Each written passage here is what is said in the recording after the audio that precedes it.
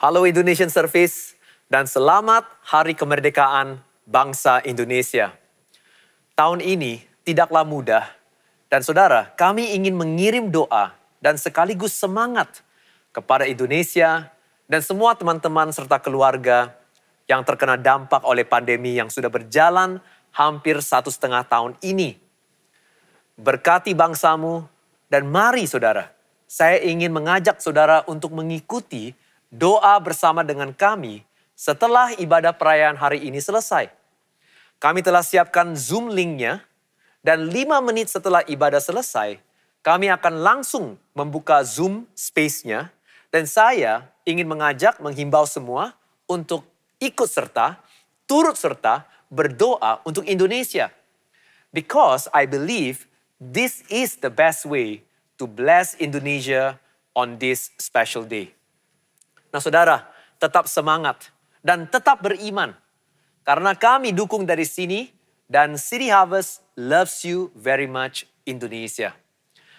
Saudara, hari ini saat kita merayakan kemerdekaan, saya percaya Tuhan telah mengizinkan gerejanya untuk melewati pandemi ini supaya saudara kita semua bisa dibentuk dan sekaligus dipersiapkan untuk pembaharuan di era pasca COVID.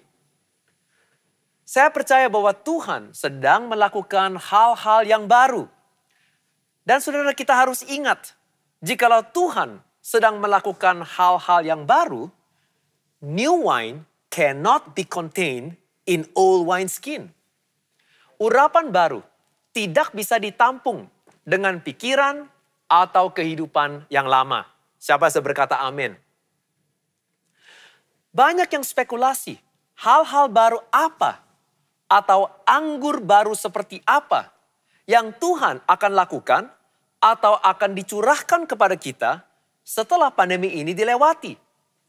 Saudara, ada yang bilang akan terjadi tuaian besar-besaran. Ada juga yang bernubuat akan terjadi curahan Roh Kudus yang dahsyat, di mana mujizat dan kuasa Allah akan lebih lagi dinyatakan di gerejanya. Ada juga saudara yang merasa gereja Tuhan akan mengalami saudara guncangan. Karena saudara akhir zaman sudah semakin dekat. Tetapi saudara, nyatanya adalah begini. Tidak ada yang tahu masa depan kita itu akan seperti apa. Setuju gak? Karena Tuhan sendiri yang bilang, kapan datang waktunya, tidak akan ada yang tahu. Roh Kudus pun di hari Pentakosta, Alkitab berfirman, ia datang secara tiba-tiba. Tanpa dijadwalin, right? Dia datang secara tiba-tiba. Dan saudara, itu sebabnya banyak yang spekulasi tentang apa yang akan terjadi era pasca COVID. But today I want to tell you, while we cannot have certainty on what God wants to do in our future, we can still have clarity on what we need to do right now to prepare for that future. I want to say it one more time. Sekali lagi saudara. While we cannot have certainty on what God wants to do in our future, we can still have clarity on what we need to do today to prepare for that future. Saudara, daripada kita bingung, spekulasi, masa depan kita akan seperti apa? Saudara, mendingan kita hari ini investasikan waktu dan saudara giat mendalami apa yang sudah jelas kita harus lakukan di firman Tuhan. Dan saudara, nyatanya Alkitab penuh dengan ayat yang dengan jelas menyatakan apa yang harus kita lakukan di saat saudara kita semua sedang menunggu, right? Pekerjaan Tuhan dinyatakan, jawaban Tuhan diberikan kepada kita di kehidupan kita masing-masing.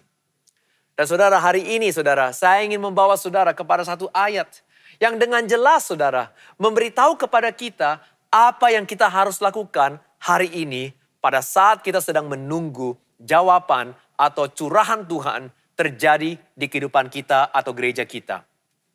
Yaitu di Efesus pasal 4 ayat 13 sampai ayat 14.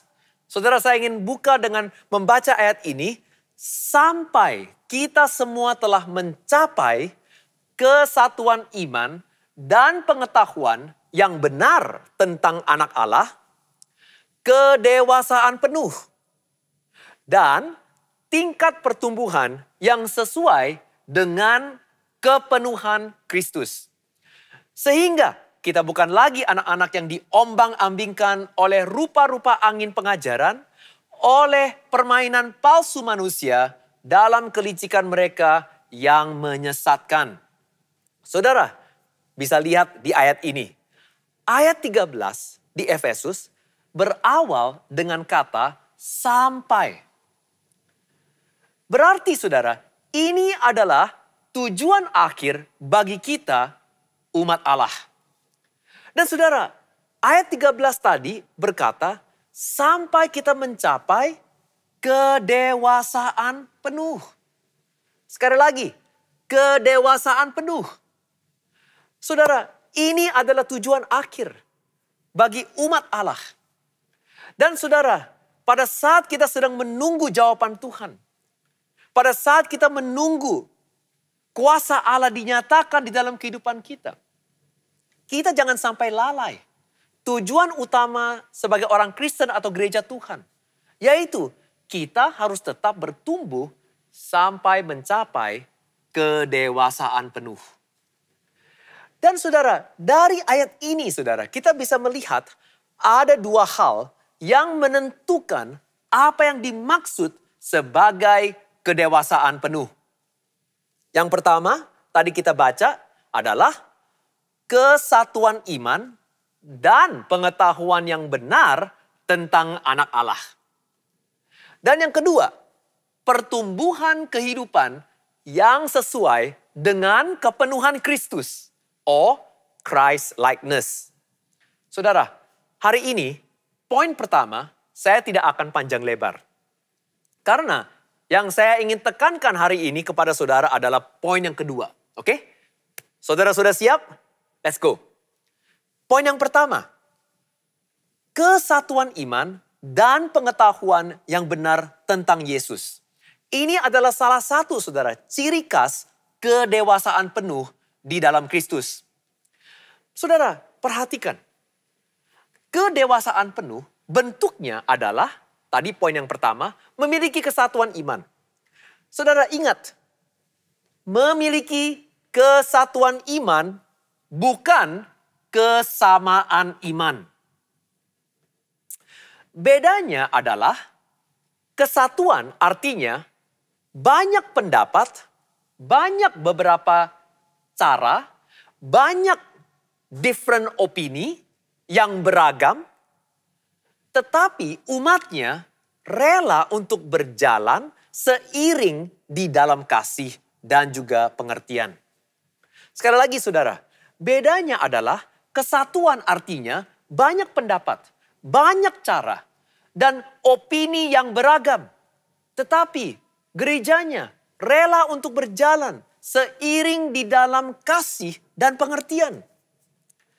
Saudara, artinya kesatuan is about having unity in diversity.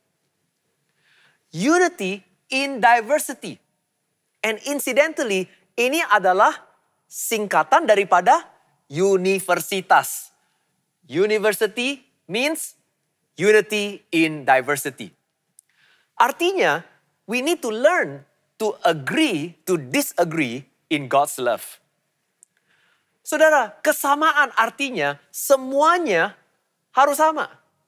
Tidak boleh ada beda pendapat dan tidak boleh ada beda opini. Itu artinya kesamaan. Semuanya saudara harus seragam. Beda dengan kesatuan. Saudara, semuanya harus seragam. Itu adalah artinya kesamaan. Caranya, omongannya, pikirannya, semuanya harus sama. Istilahnya, kesamaan artinya semua harus seragam. Beda dengan kesatuan. Kesatuan artinya beraneka ragam. Tetapi tetap bersatu di dalam kasih dan visi. Haleluya. Saudara, siapa kenal, right? Apa yang kita anut sebagai bangsa Indonesia? Salah satu saudara ciri khas Pancasila adalah Bhinneka Tunggal Ika. Unity in diversity. Dan saudara, ini sangat penting sekali. Karena jikalau umat Allah atau gereja Tuhan terfokus kepada kesatuan. Right? Terfokus kepada kesatuan.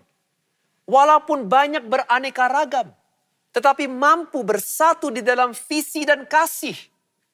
Dan tidak saudara memaksa kesamaan. Memaksa keseragaman. Saudara, apa yang akan terjadi di dalam gereja Tuhan? Saudara tahu nggak? Unity always produce commitment. Gereja yang bersatu akan, saudara, menghasilkan umat yang committed di dalam Tuhan. Beda, saudara, jikalau gereja Tuhan atau umat Allah terfokus hanya kepada keseragaman. Atau dalam bahasa Inggris, uniformity. Jikalau saudara kita memaksa setiap orang untuk seragam. Dan saudara, hasilnya adalah uniformity can only produce compliance. Artinya saudara, jemaat atau umat Allah itu hanya bisa belajar nurut. Tetapi saudara tidak bisa belajar untuk taat kepada Tuhan. Mereka hanya nurut. Berarti jikalau saudara diawasi, baru dikerjain. Jikalau diawasi, baru mereka bisa saudara taat kepada perintah. Tetapi jikalau umat Allah adalah orang yang berkomited, saudara nggak perlu diawasi. Hati mereka senantiasa taat kepada Tuhan. Ini artinya adalah kedewasaan penuh. Berarti saudara, kedewasaan adalah kemampuan untuk bisa tetap bersatu di dalam kasih di antara beraneka ragam budaya, beraneka ragam opini, beraneka ragam cara, beraneka ragam pendapat dan juga gaya. Dan saudara, mereka tidak menghabiskan waktu untuk saling saudara cekcok atau berantem dengan sesama oleh karena mereka saudara tidak memiliki opini yang sama terhadap saudara. Artinya saudara, umat yang memiliki kedewasaan penuh is able to be flexible to adapt. But at the same time, still united in diversity.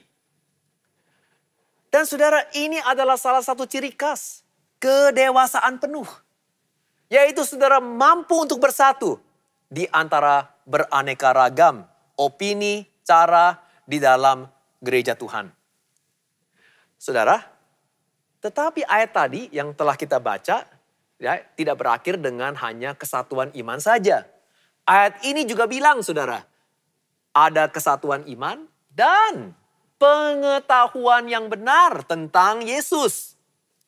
Jadi saudara, mampu untuk bisa beradaptasi sekaligus fleksibel, menangani keanekaragaman di dalam gereja atau di dalam kehidupan kita, sekaligus terhadap kebenaran firman, saudara, mereka itu saudara mampu untuk menegakkan kebenaran firman. Terhadap pengetahuan yang benar tentang Tuhan, kita tidak kompromi dan kita tegas menegakkannya dengan berani. Sekali lagi saudara, saya ingin tekankan. Saudara, bukan hanya sekedar mampu bersatu di dalam iman. Tetapi saudara, umat Allah yang memiliki kedewasaan penuh adalah mereka yang terhadap kebenaran firman Tuhan. Terhadap pengetahuan yang benar tentang Tuhan. Mereka tidak kompromi. Dan mereka tegas menegakkannya dengan berani. Saudara, sangat penting. Karena saudara, hari-hari ini di dunia dan juga di antara kalangan orang Kristen pun Hal ini saudara malahan terbalik. Mereka fleksibel dengan kebenaran Tuhan, tetapi saudara, untuk menegakkan budaya atau pikiran duniawi sebagai kebenaran, mereka malahan saudara menegakkannya. Terbalik. Fleksibel terhadap saudara kebenaran Tuhan. Tetapi hal-hal duniawi, budaya-budaya pikiran-pikiran duniawi, mereka saudara malahan getol menegakkannya. Saudara, orang Kristen yang tidak bisa membedakan. Dan saudara, malahan gampang terbawa arus tipu muslihat iblis. Tadi ayat ini telah berfirman, adalah orang yang masih kekanak-kanakan. Yaitu saudara, gampang dipengaruhi oleh tipu muslihat iblis dan juga tipu manusia dan kelicikan mereka. Saudara ingat, Yesus sendiri berkata bahwa di akhir zaman nanti akan lebih sering muncul pengajaran sesat dan juga nabi-nabi palsu. Berarti saudara, untuk bisa membedakan yang mana benar dan yang mana sesat, bukannya akan lebih gampang, malahan akan lebih sulit. Dan saudara, orang Kristen harus peka untuk bisa membedakan yang mana yang benar, yang mana yang palsu. Saudara, dan ini adalah salah satu ciri khas kedewasaan penuh. Jadi saudara, di poin pertama tadi kita telah belajar, ya, yaitu apa saudara? Orang Kristen yang terlalu kolot dan terlalu agamawi. Dan saudara, sulit atau tidak bisa menerima keanekaragaman di dalam gereja adalah orang Kristen yang masih belum dewasa. Saudara, justru banyak oleh karena ini saudara, akhirnya mengakibatkan pemecahan di dalam gereja. Saudara, itu sebabnya hari ini, marilah kita semua bertumbuh di dalam kasih Yesus untuk bisa menerima dan sekaligus bekerja sama dengan mereka yang beda dengan kita. Yang memiliki pandangan atau opini yang beda dengan kita. Tetapi saudara, sekaligus kita juga harus menjadi orang Kristen yang tegas dan jelas tentang kebenaran Kristus. Tentang pengetahuan kita terhadap Kristus. Tidak gampang dipengaruhi oleh tipu muslihat dunia atau budaya duniawi. Dan mampu menyatakan dan memegang teguh kebenaran di dalam kasih Yesus Kristus. Saudara, ini adalah poin yang pertama. Ciri khas daripada kedewasaan penuh, saudara, adalah orang yang mampu bersatu di dalam iman dan memegang teguh kebenaran Kristus. Kita lihat ayat berikutnya, saudara, di ayat 15. Efesus 4 ayat 15. Tetapi dengan teguh berpegang kepada kebenaran. Di dalam kasih kita bertumbuh di dalam segala hal ke arah Dia, yaitu Kristus yang adalah kepala. Siapa yang berkata amin? Saudara, dalam bahasa Inggris ayat ini saudara berfirman demikian. Speaking the truth in love, we will grow to become in every respect the mature body of Him who is the head, and that is Jesus Christ. Saudara, inilah kedewasaan penuh yang kita harus bangun dan tata di kehidupan kita sebagai orang Kristen. Memiliki kesatuan iman, sekaligus memegang teguh kebenaran. Unity in diversity, and speaking the truth in love. Haleluya. Unity in diversity, and speaking the truth in love. Itu adalah poin yang pertama. Oke? Yang kedua, poin kedua. Bentuk kedewasaan penuh adalah di ayat tadi berfirman, number two, pertumbuhan kehidupan yang sesuai dengan kepenuhan Kristus. Artinya saudara, kehidupan kita harus serupa dengan Kristus. Berarti saudara, kedewasaan penuh adalah serupa dengan Kristus.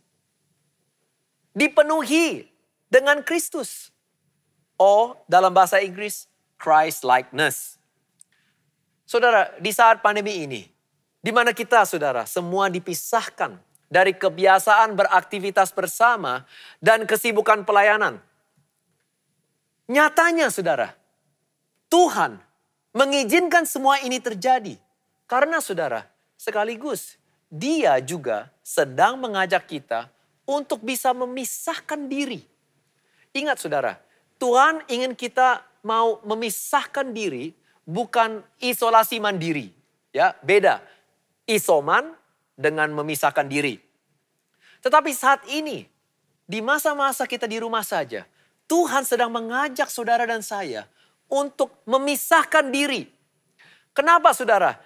Untuk diubah dari dalam supaya kita bisa menjadi serupa dengan Kristus. Karena ini adalah tujuan utama Tuhan bagi umat Allah. Saudara, Tuhan sedang membawa kita masuk ke dalam proses transformasi. Saudara, bukan reformasi, tetapi transformasi. Dan saudara, transformasi adalah perubahan dari dalam yang secara alami menghasilkan perubahan di luar. Kalau kita hanya terfokus kepada perubahan dari luar, itu namanya reformasi. Tetapi jikalau kita terfokus kepada transformasi, kita, saudara, terfokus kepada perubahan dari dalam. Yang menghasilkan, saudara, perubahan di luar. Saudara, di atas gunung, Yesus, saudara, kita semua tahu ayat ini, berubah dalam kemuliaannya. Dalam bahasa Inggris, He was transfigured. It is the word transfiguration. Dan kata transfiguration is the same as the word transformation. Which means change from the inside out. Lukas 9 ayat 29. Alkitab berkata ketika ia sedang berdoa, rupa wajahnya berubah dan pakaiannya menjadi putih berkilau-kilauan. Saudara, kemuliaan Tuhan dinyatakan dari dalam dan keluar. Bukannya dari luar masuk ke dalam. Dan ini artinya, saudara, transformasi. Perubahan yang terjadi di dalam yang menghasilkan, saudara, perubahan di luar. Saudara, jangan sampai kita, saudara, sebagai orang Kristen hanya, saudara, terfokus kepada reformasi. Yaitu, saudara, kita berubah di luar, tetapi dalamnya kita, kehidupannya kita, sama sekali tidak ada perubahan. Dan akhirnya, saudara, kita hanya bisa menjadi munafik. Dan saudara, yang lebih parah lagi adalah orang Kristen. Karena begitu terbiasa dengan hanya terfokus perubahan di luar, akhirnya akan memakai yang di luar untuk menutupi kebobrokan kita yang ada di dalam. Kita sudah menjadi ahli menutupi kekosongan kita atau kebobrokan kita di dalam. Dengan cara, saudara, kesibukan pelayanan. Atau, saudara, bersembunyi di balik kerumunan massa, di balik jumlah angka yang besar. Kita lebih sibuk, saudara, untuk bisa menambahkan jumlah angka penghasilan kita, pelayanan kita, daripada, saudara, kita terfokus untuk mau menata baik kehidupan di dalam kehidupan kita. Tetapi, saudara, nyatanya di ayat tadi, saudara, kita baca, yang diutamakan oleh Allah, oleh Tuhan adalah perubahan kehidupan kita yang ada di dalam. Yaitu, saudara, pikiran kita yang tidak terlihat. Hati dan juga kerohanian kita. Ya, yang orang lain, saudara, jarang lihat. Motivasi kita, niat kita, dan sekaligus karakter kita. Saudara, inilah yang Tuhan ingin bentuk supaya, saudara, bisa serupa seperti Kristus. Bukan berapa banyak uang yang kita bisa hasilkan. Materi atau harta benda yang saudara dan saya bisa miliki di luar. Atau banyaknya jumlah pengikut atau popularitas nama saudara di depan publik. Saudara, kedewasaan penuh adalah di dalam diri kita dibentuk serupa seperti Kristus. Siapa bisa berkata amin? Yaitu saudara, karakter kita diubah secara perlahan, melewati proses transformasi, supaya seperti buah roh yang sudah tercantum di Galatia pasal 5. Pikiran kita diperbaharui seperti Kristus, seperti yang ditulis di Roma pasal 12 ayat 2. Yaitu saudara, akal budi kita, pikiran kita serupa dengan pikiran Kristus. Kelakuan kita, kehidupan kita selaras dengan apa yang Yesus ajari. Lewat khotbahannya di atas bukit dan 8 ucapan bahagia atau the Beatitudes. Kehidupan rohani kita hidup dan nyata. Dan saudara kita tunduk dan taat dengan kehendaknya Allah. Daripada saudara lebih sering ngambek ingin kehendak kita sendiri atau kemauan daging kita sendiri. Saudara, semuanya ini saudara harus diubah seperti Yesus. Dan ini yang Tuhan ingin fokuskan di dalam kehidupan kita. Dan ini yang namanya kedewasaan penuh. Kedewasaan penuh bukan berarti sukses. Atau berarti kaya. Atau berarti kelimpahan. Itu bukan berarti kedewasaan penuh. Tetapi kedewasaan penuh adalah pikiran kita, kehidupan kita, hati kita, karakter kita, kerohanian kita. Serupa dengan Kristus. Saudara, ini sangat penting sekali. Kita harus alihkan fokus kita. Ya, untuk menata kembali. Untuk menguatkan sekali lagi kehidupan kita di dalam. Untuk dibentuk seperti Kristus. Saudara, di Taman Getsemani. Masih ingat. Petrus memotong telinga serdadu Romawi. Untuk mencegahnya membawa Yesus. Tetapi saudara, kita tahu Yesus menghentikan tindakannya dan berkata di Matius pasal 26. Dia berkata, atau kau sangka bahwa aku tidak dapat berseru kepada Bapakku supaya ia segera mengirim lebih dari 12 pasukan malaikat membantu aku. Tetapi jika begitu, bagaimanakah akan digenapi yang tertulis di dalam kitab suci yang mengatakan bahwa harus terjadi demikian. Wow. Lihat saudara, dari ayat ini, dari peristiwa ini, kita bisa melihat kedewasaan penuh Kristus. Karena kenapa? Yesus memilih maturity over miracles. Dia memilih saudara, proses Tuhan daripada keinginannya untuk bisa keluar dari masalah dengan cara dia sendiri.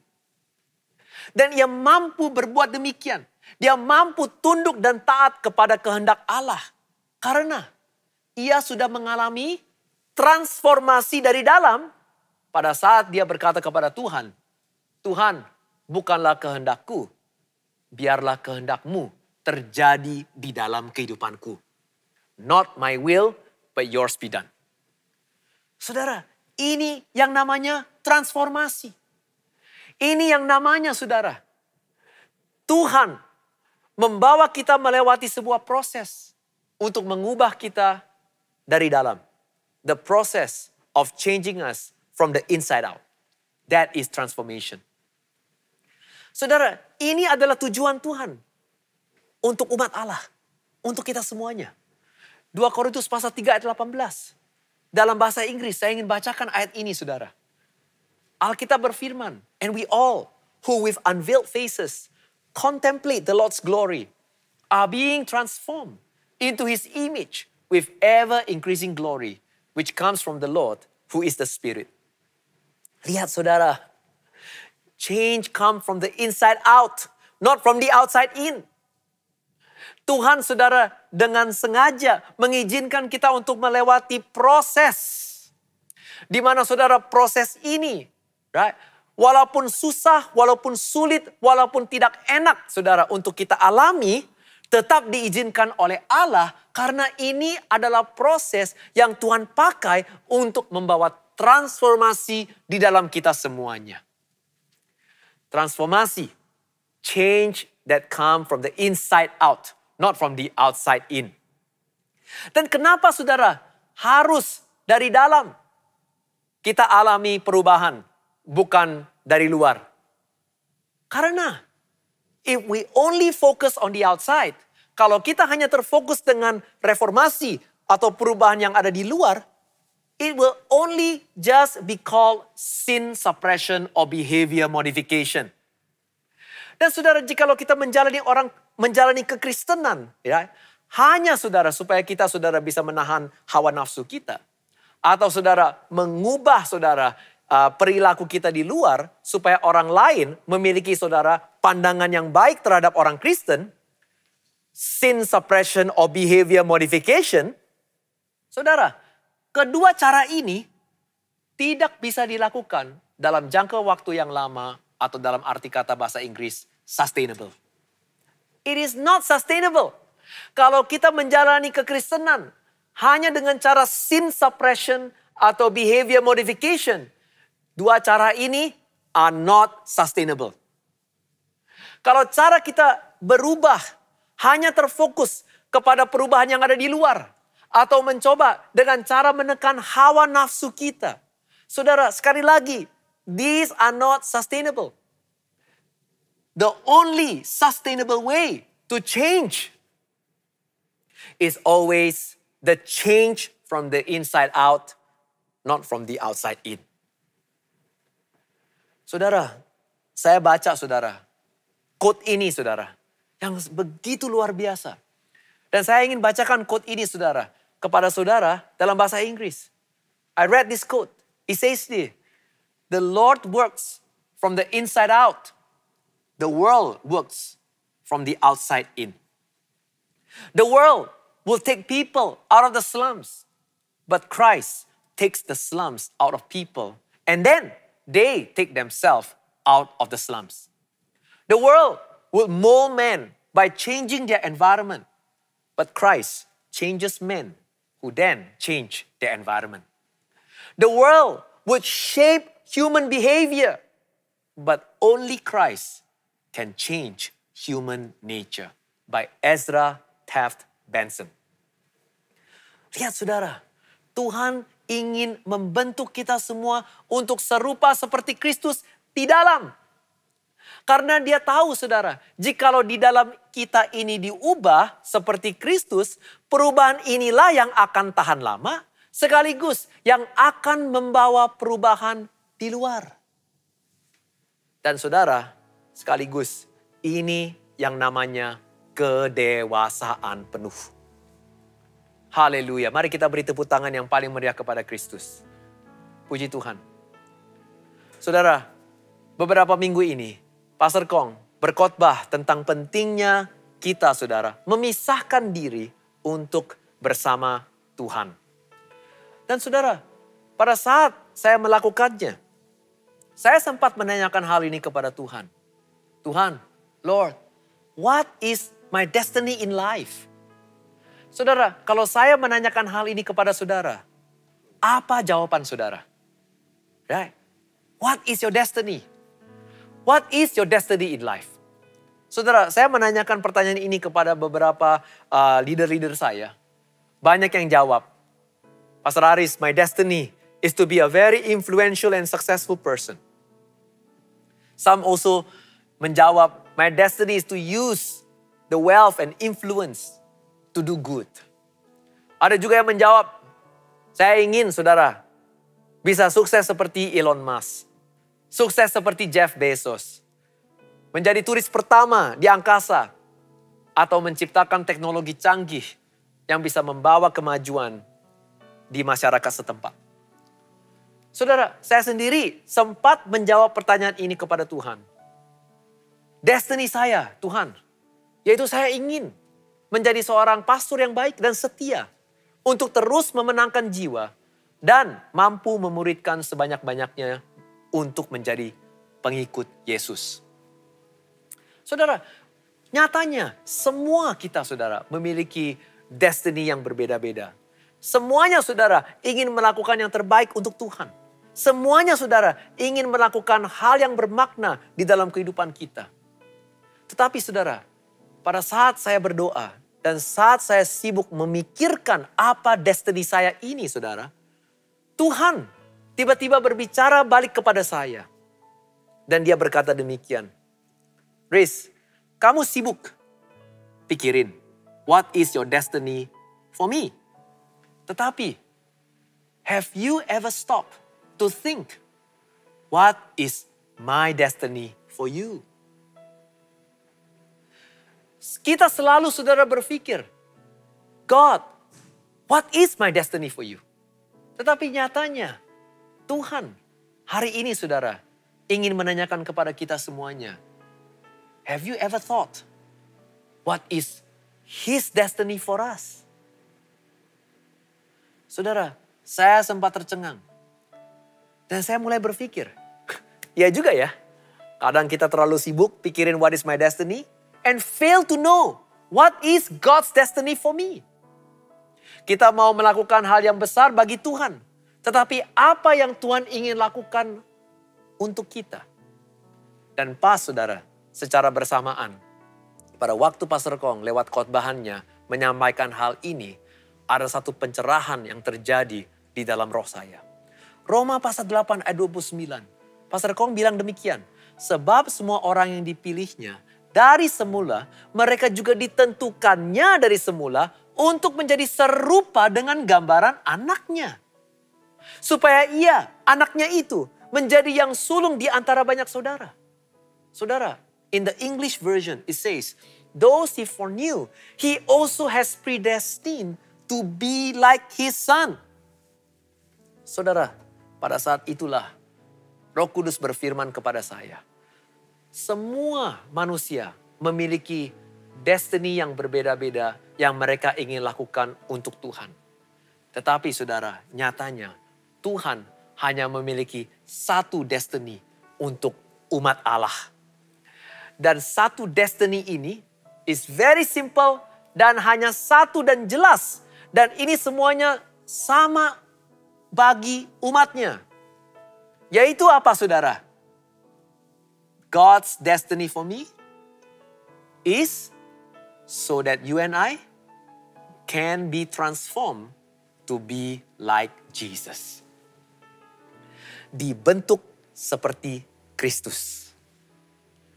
Kita saudara bisa menjadi astronot, tetapi pastikan kita menjadi astronot yang sukses, yang serupa seperti Kristus. Kita bisa menjadi pengusaha yang sukses, tapi pastikan kita dibentuk menjadi pengusaha yang sukses yang juga seperti Kristus. Semua punya destiny masing-masing dan ketentuan takdir yang berbeda. Tetapi Tuhan hanya punya satu takdir dan destiny untuk kita semuanya. Dibentuk seperti Kristus. Dan oleh sebab itu, jikalau kita hanya mengejar takdir kita dan mengabaikan takdir Tuhan untuk kita, kita akan selalu merasa kekurangan atau tidak akan komplit. Dan pada saat kita merasakan hal tersebut, saudara, kita sukses. Tetapi saudara, kita tidak seperti Kristus.